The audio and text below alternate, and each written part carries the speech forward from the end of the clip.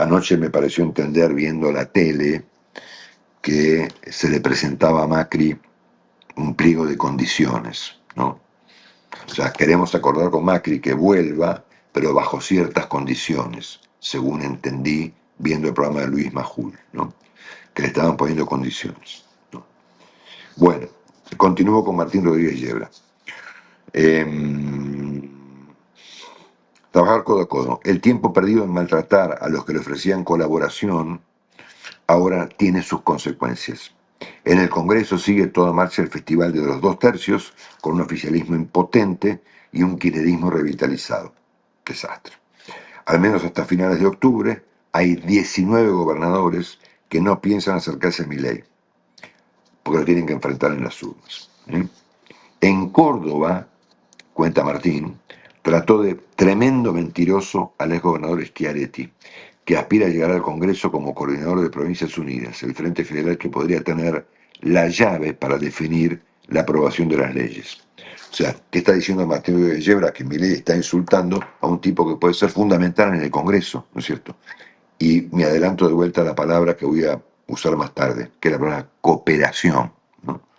Porque sin cooperación estamos en el horno, ¿no es cierto? Y si estamos agraviando a quienes van a cooperar en el futuro, bueno, estamos creando otro 9 de julio, ¿no es cierto? Y como menciona Martín. Este, bueno, si Milei iba a convertirse en el virtual candidato, necesitaba tomar la mística de los triunfos anteriores. La campera de cuero, el rugido y la época del luchador acosado en la batalla del bien contra el mal. Así les quedó claro a los candidatos y comunicadores que asistieron a Olivos el jueves a escuchar a Milei contarles por qué y cómo se pondría fin, a esta batalla cultural.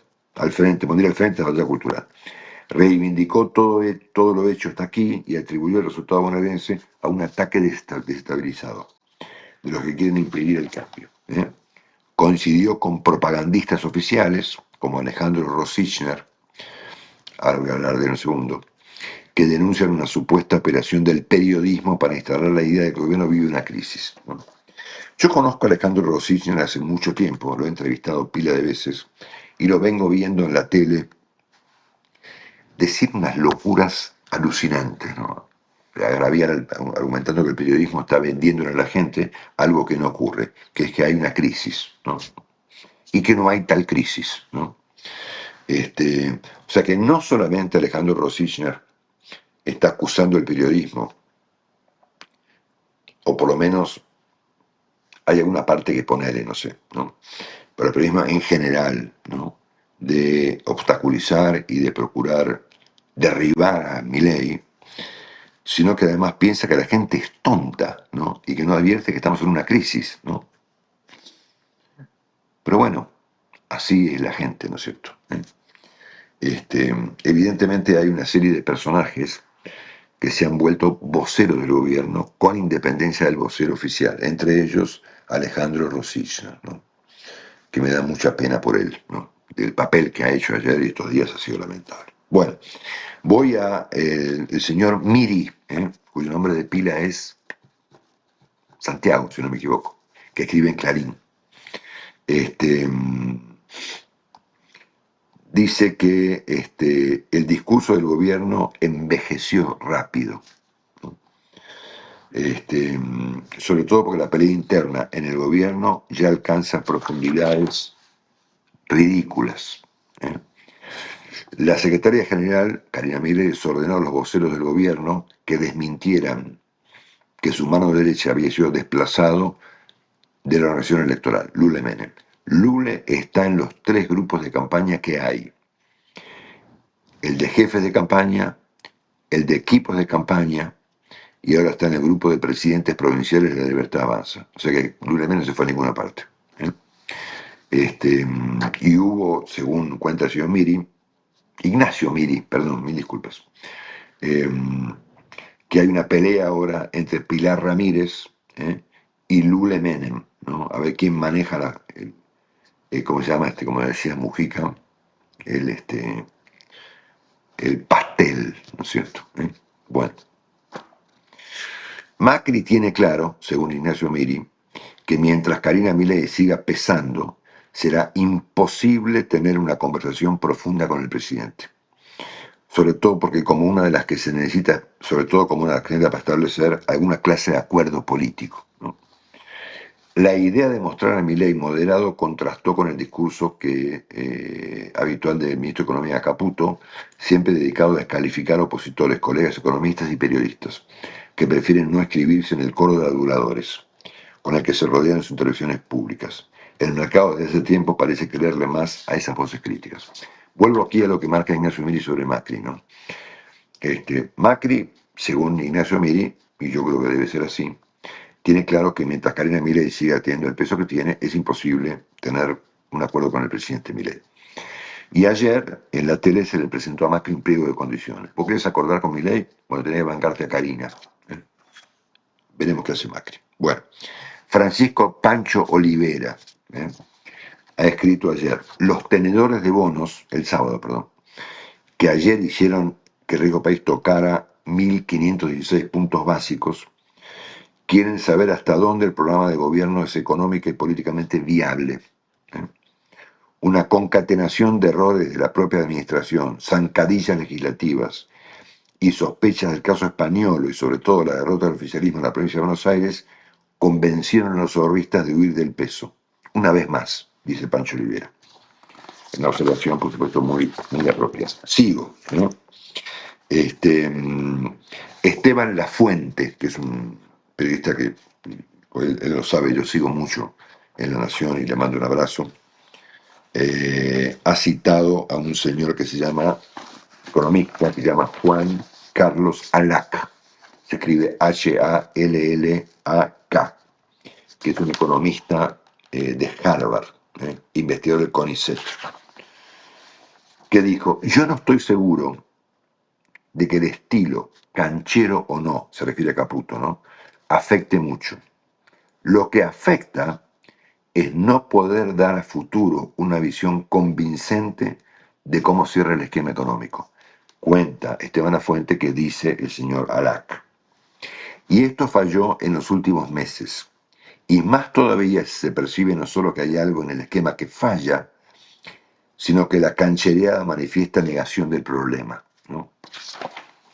El problema o la falla percibida se relaciona con cómo van a acumular reservas, cómo van a pagar los vencimientos de deuda y qué tipo de cambio te queda cuando quieras hacer estas dos cosas. Es un comentario muy agudo de este señor Alac, citado por mi admirado Esteban Lafuente.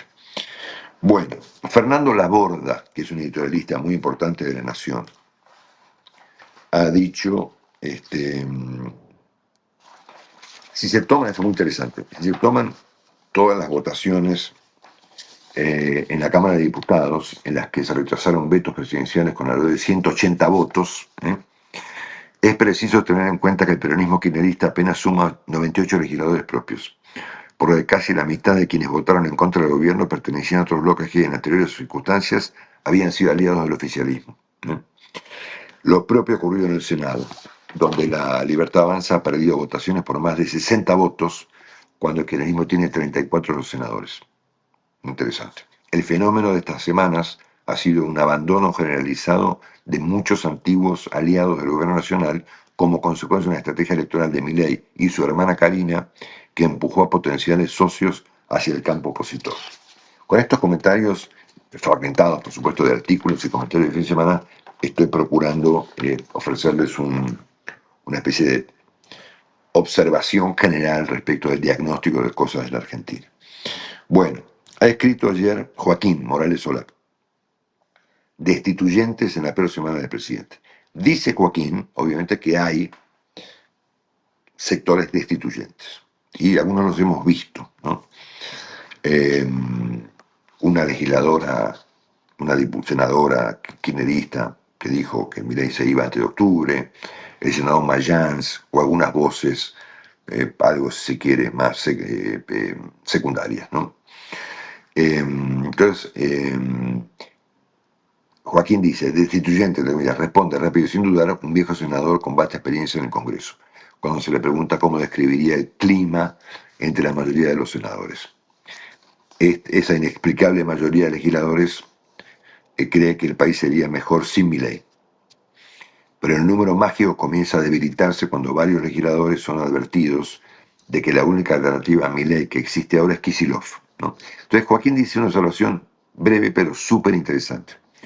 Una cosa es que algunos radicales, otros de PRO y ciertos provinciales contribuyan a reunir los 2/3 para un presupuesto nuevo de la Universidad de Buenos Aires o para el tema del Garrahan, y otra cosa es que exista 2/3 para deponer un jefe de Estado.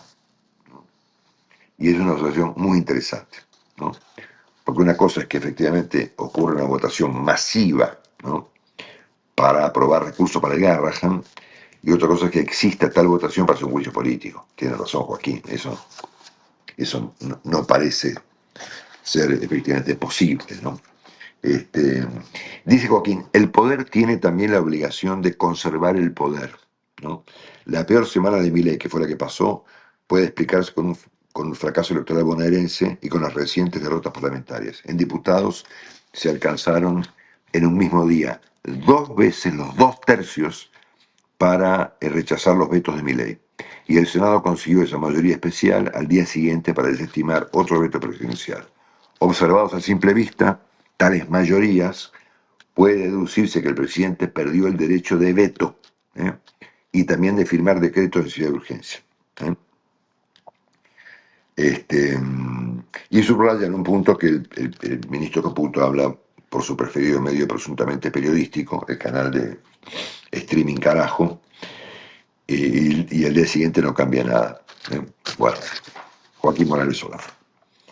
Santiago Fioriti, columnista político de Clarín. Este tiempo de recogimiento y de presunta paz que contrasta con una crisis que amenaza la política, ese tiempo, la economía y el sistema financiero está por llegar a su fin. No habría provocado los dos deseados, ¿no?, según el monitoreo de humor social que maneja la Casa Rosada. Los votantes blandos de Milei desconfían del giro repentino y permanecen inmiscuidos en sus problemas cotidianos. Y los feligreses más fieles lo observarían como una claudicación del estilo que lo condujo al poder en tiempo récord. Pues bien, en las últimas 48 horas, dice Santiago Fioriti, un poco por esta razón y sobre todo por su propia personalidad, Milei volvió a ser el de siempre. Apeló a descalificaciones de quienes difundieron los audios españoles y llamativamente dijo que fueron confeccionados con inteligencia artificial. A propósito, se pregunta Santiago con todo criterio, ¿por qué no lo reincorporaron a españoles si fuera así? ¿No es cierto? Jaime Durán Barba. Milei está escupiendo al cielo y le está cayendo en la cara. Elocuente. Gran pequeña frase del gran Viñaski padre, el papá de Nico. Si algo falta es prudencia, dijo.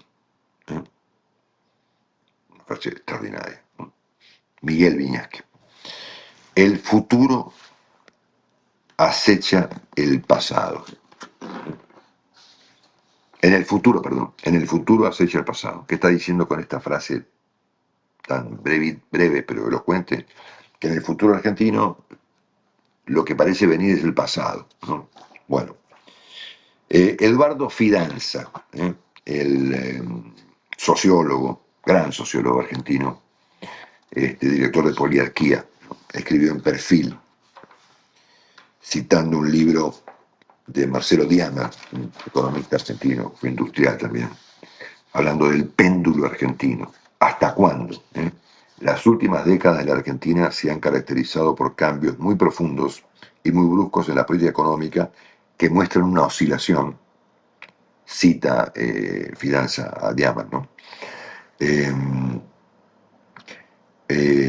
Una oscilación, me perdí, perdón, la política económica, una oscilación pendular entre dos corrientes antagónicas, la expansionista o popular y la ortodoxa o liberal. ¿Hasta qué punto rige aún ese antagonismo que esta semana el presidente, el perdedor, reafirmó su rumbo inexorable de una política económica ortodoxa, mientras Kicillof, el ganador, dijo implícitamente sentirse orgulloso de haber estatizado YPF, ¿no? Una distancia desoladora, dice Eduardo Fianza, una distancia desoladora. En esta distancia desoladora, la idea de la cooperación es muy complicada. Encontré, para ir cerrando este capítulo, antes de mi punto de vista final, 3 comentarios más extraordinarios, ¿no? Uno pertenece a un señor que yo no conocía, llamado Carlos Bayala, que es, por lo que he averiguado de él, un publicista, un experto, trabajado en agencias de publicidad en gran parte del mundo, es un experto en arte, un tipo, si les cuento la historia es larguísima, es un tipo interesantísimo, ¿no? Que fue entrevistado por José del Río en una sección de La Nación llamada Conversaciones, si yo no me equivoco, ¿no? Y a mí el tipo me pareció genial, ¿no? Realmente genial, ¿no? Es director de una compañía que se llama New Creative Science, se dedica al arte, a la publicidad. Yo creo, si no me equivoco, que es el responsable mundial, o menos para Estados Unidos e Inglaterra, de la publicidad de Nike, ¿no? Si no me equivoco, si me equivoco, mil disculpas. Entonces, José del Río le pregunta a este señor que se llama Carlos Bayalá, ¿qué opinas de lo que ocurrió en la provincia de Buenos Aires a partir del último resultado electoral, ¿no? Y este señor, que es un empresario, opina, ¿no? Y bien que hace, ¿no? Escuché, dice, muchas opiniones y muchas son válidas. Pero yo lo interpreto así. En Argentina mucha gente no compró a Milei, lo alquiló. Ese alguien era, queremos que este loco haga 2 o 3 cosas que se necesitan en este país y que no harían con la política tradicional. El problema es que ese político, es que ese público que lo eligió por necesidad, se encuentra con otra situación. Milei interpreta, vos no me compraste, vos vos no me compraste. Pero acá, es un peligro muy grande. Yo lo llamé a esto una enfermedad de la democracia. La democracia está enferma, dice Carlos Bayala, en el mundo. Tiene fiebre alta. Solo se va a recuperar si recuperamos la palabra chica, el mensaje chico de los ciudadanos, una palabra positiva y constructiva. Con este voto, no necesariamente un voto a Axel, creo que este voto no fue un voto a Kicillof, sino un voto para balancear, para poner un medio en la historia donde la palabra se volvió demasiado violenta.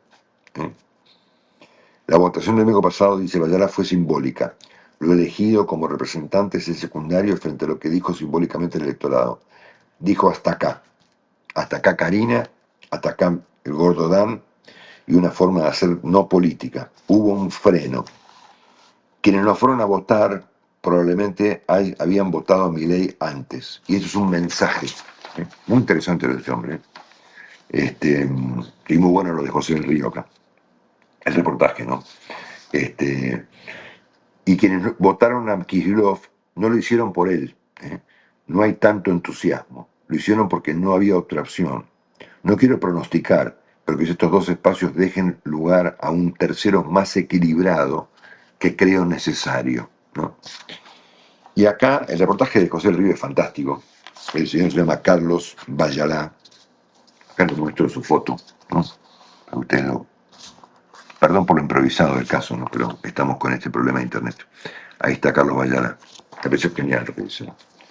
Y finalmente me detengo en un artículo de un historiador que se llama Vicente Palermo. Y antes de esto les menciono otro análisis más que vale la pena que ustedes vean. Está subido en la descripción del canal, que hizo este tipo que yo sigo en España, se llama Dani Novarama, que hizo un video preguntándose si Milei era un genio o un loco. Un video muy súper interesante. Donde él examina el tema, habla largo, vale la pena que lo vean. Y finalmente lo que él dice es que Milei está a la mitad del río, ¿no?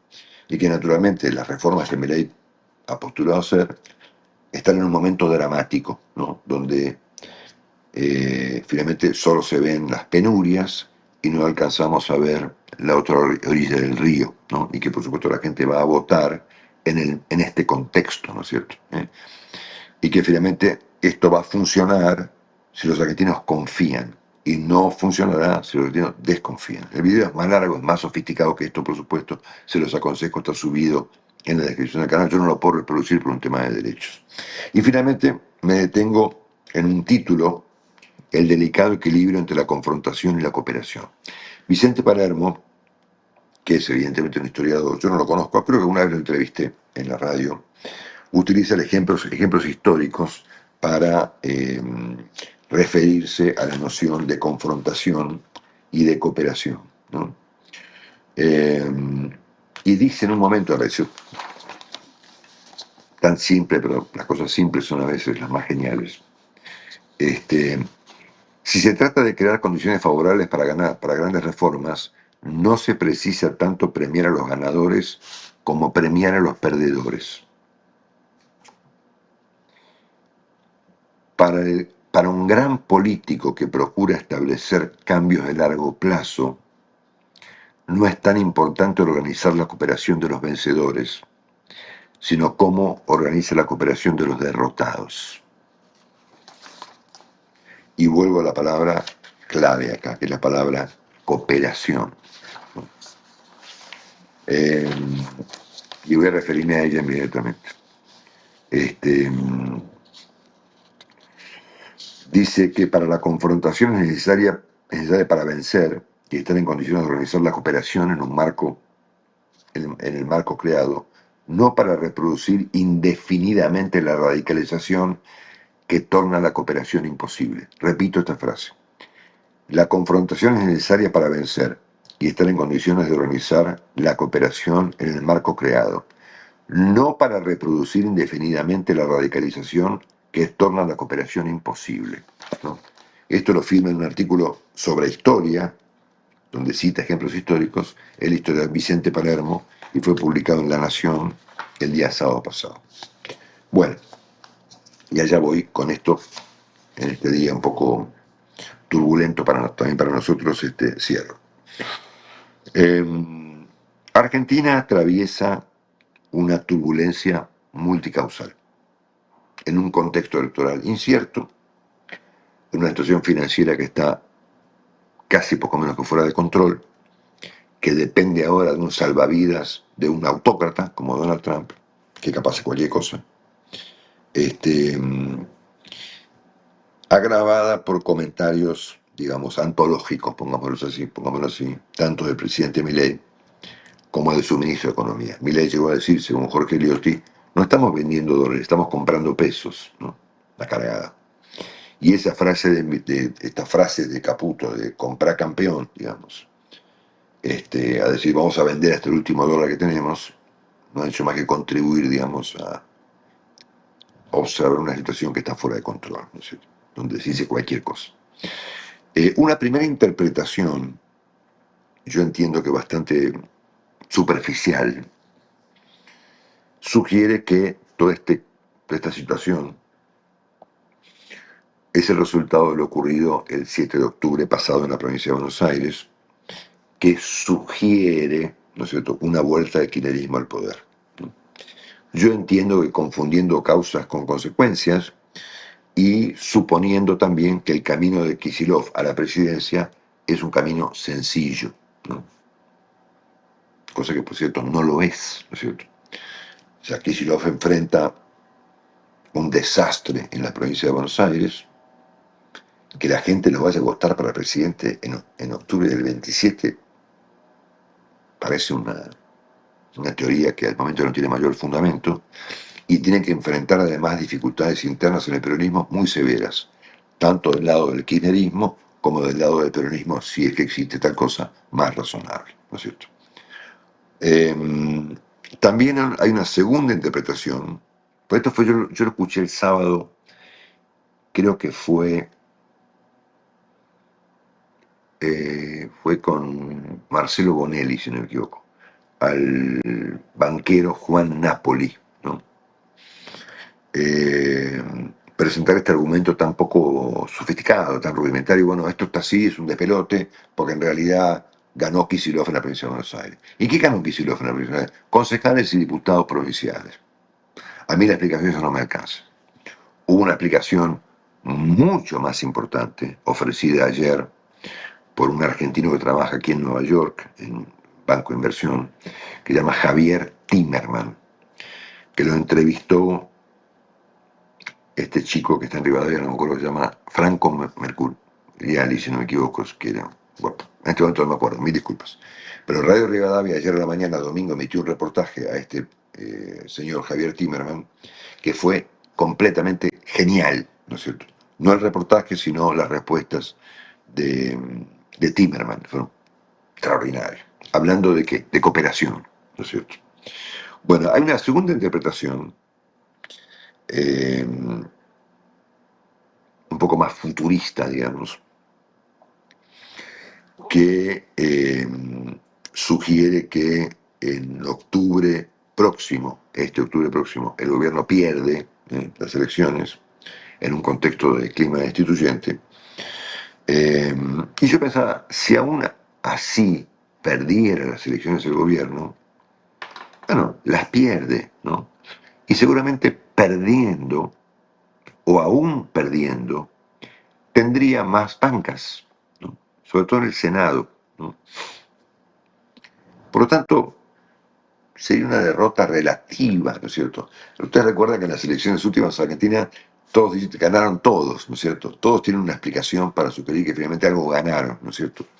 Y aún perdiendo una elección contabilizada en términos generales, me da la impresión de que en el caso de que ocurra una derrota electoral en octubre próximo, bueno, el gobierno ganaría finalmente algunas bancas, ¿no? Tanto en diputados como en senadores, que por ejemplo no alcanzan para construir una arquitectura política suficiente como para sacar a la Argentina de la crisis que venía de antes, más la que generó el propio Milei, ¿no?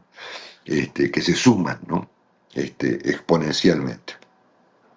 Entonces a mí me parece que, y Melconian planteó algo de esto también, que acá había, eh, siendo que esas explicaciones no me resultan suficientes, y que en todo caso la elección de la provincia de Buenos Aires es apenas como dijo tanto Melco, como dijo este señor Bayala, digamos, nada, como dijo Melconian, se corrió el velo, digamos, la gente se enojó y votó a Kicillof, ¿no? ¿Eso convierte a Kicillof en presidente de la nación? No, ¿a qué se le ocurre semejante cosa? ¿No es cierto? Bueno, entonces a mí me parece que hay un conjunto de asuntos multicausales que ya hemos comentado varias veces, pero lo voy a repetir. Eh, tenemos,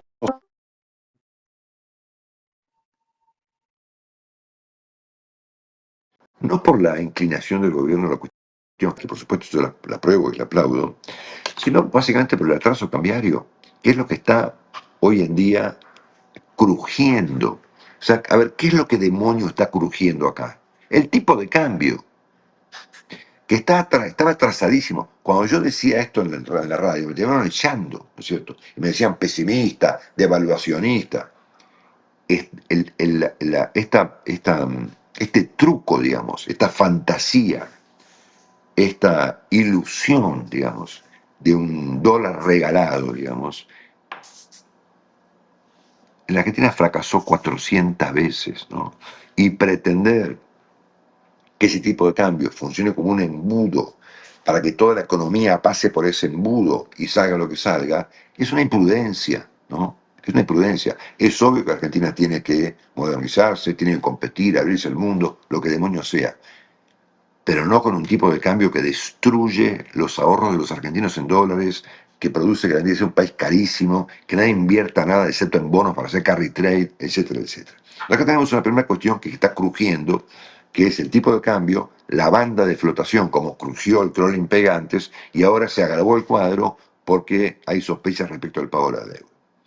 La segunda cuestión tiene que ver con las inexplicables rupturas políticas que, como bien marcaba Martín Rodríguez Yebra, el gobierno ejecutó de manera determinante a partir del 9 de julio pasado. Rompió con todo el mundo. Bueno, rompe. ¿Qué vas a hacer? ¿No es cierto? Rompe todo y fíjate, como Caputo, ¿no es cierto? Bueno, ahora vende campeón, ¿no es cierto? Alguien dijo, no creo que fue, leí tantas cosas, que las consecuencias son inevitables de las cosas, ¿no es cierto? A este cuadro de una economía manejada con un tipo de cambio disparatado y unas rupturas políticas inexplicables, producto del fanatismo y de la soberbia y lo que sea, eh, se le agrega un internismo que, como mencionamos en un comentario de los que subrayé hoy, ha caído ya en el ridículo, digamos, ¿no? Es una masacre interna, ¿no? De la que ha derivado que sean los propios integrantes de sectores en pugna del gobierno los que hayan sacado a la luz el asunto de Español, ¿no es cierto? O sea, hay una denuncia que fue hasta tragicómica, digamos, de Patricia Bullrich acusando a Putin, ¿no? A Putin se lo puede acusar de muchas cosas, ¿no es cierto? Y yo lo he hecho aquí de manera... Putin es un hijo de puta, ¿no es cierto? Es un criminal de guerra, ¿eh? Pero de ahí a que haya manipulado el asunto de Españolo es medio tragicómico, ¿no? Putin está ocupado ahora en mandar aviones a Rumania, a Polonia y a Estonia, ¿no es cierto?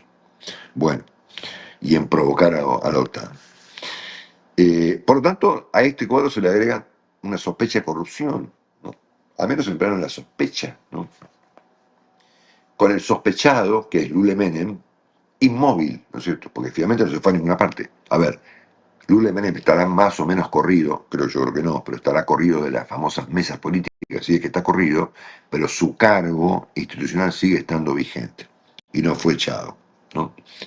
Eh, y a esto se le agrega un comportamiento, eh, vamos a la palabra, recalcitrante, tanto del presidente Milei como de muchos de sus voceros, ¿no?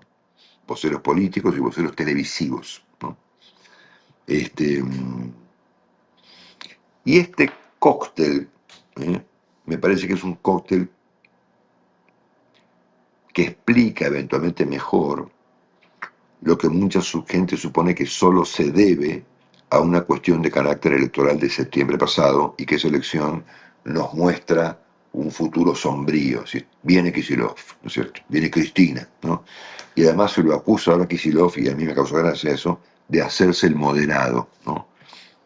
Kicillof no mostró ninguna clase de moderación. Yo no la vi, ¿no? Este, no, porque Kicillof se está haciendo pasar por un moderado que no lo es. Yo no sé dónde vieron la moderación de Kicillof.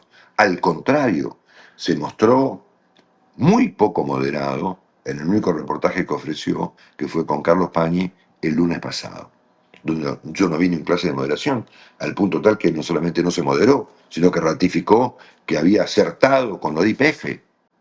Yo no sé dónde ven la moderación en Kicillof. Ya no saben qué inventar, ¿no es cierto?, para ofrecer explicaciones ridículas, ¿no? Entonces me parece que acá tenemos una explicación más sofisticada de las cosas. Vean el video de Dani Novarama, Milei loco o genio. Rescaten el reportaje, no sé si se puede hacer, digamos, por ahí está en YouTube, que hizo ayer, no me sale el nombre, qué mal estoy. El conductor de Rivadavia a la mañana, a Javier Timerman, ¿eh? Que planteó naturalmente lo mismo que plantea desde el punto de vista histórico Vicente Palermo. Esto necesita cooperación, ¿no es cierto? La cooperación es un término muy utilizado por uno de los grandes genios mentales del mundo de hoy, que es Yuval Harari, ¿no? Que él explica, digamos,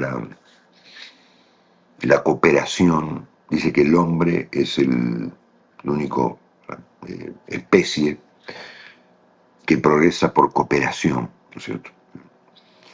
Entonces, ahora estamos como siempre esperando que llueva, ¿no? Esto es que venga Trump y nos envíe un... eh, mira vos, el gobierno acaba de suspender las retenciones, mira qué bien. Para que es un mensaje, estoy con problemas de internet, entonces tengo problemas inclusive hasta con los mensajes, ¿no? De ustedes, ¿no? Bueno, algunos mensajes han entrado, vamos a ver. Sí, hay mensajes. Eh, bueno, entonces a mí me parece que acá tenemos un escenario que un gobierno está medio destartalado, de un sector opositor radicalizado, que no mostró ninguna muestra de moderación, Kicillof, Cristina, Y algún sector de las provincias un poco más razonable, pero que se neutralizan entre sí, ¿no es cierto? Es decir, estamos como, supongamos, como dice, creo que fue Fidanza, divididos en tercios, ¿no es cierto? No me acuerdo cuál de los comentarios que hiciste hablaba de los tercios, ¿no? Y con un tercio, ganes o pierdas la elección, no vas a ninguna parte, no haces ninguna reforma, ¿no es cierto? ¿Eh? Este, yo me acuerdo de una discusión que tuvo una vuelta con Macri, ¿no? Este, y creo que estaba Guillermo Dietrich también, el que era el secretario de que era ministro de Transporte. Entonces discutíamos sobre qué clase de arquitectura política era necesaria para hacer reformas, ¿no? Y me decía, no, hemos hecho una reforma muy importante. ¿Cuál? Le pregunté yo. Estábamos en la época del primer tramo del mandato de Macri. Hemos corregido en un decreto, no creo que, la distancia de los ejes de los camiones. ¿Para qué? Porque aparentemente la distancia de los ejes de los camiones produce menos roturas en las rutas o cosas por el estilo. O sea, con cierta arquitectura política vos podés modificar la distancia de ejes de los camiones, ¿no? Ahora, para cambiar la historia de un país necesitas otra arquitectura política. Y eso requiere de cooperación. Te van a decir, no se puede cooperar. ¿Y por qué no se puede cooperar? Porque fulano de tal es un delincuente, porque mengano de cual es un tarado, porque el otro tiene un problema mental, otro dice, porque mi ley está loco. Es así imposible, ¿no es cierto? Yo citaba el caso hoy de Luis Juez, ¿no? Que hacía ayer un comentario ahí en lo de Majul, muy, muy favorable, naturalmente, a la cooperación.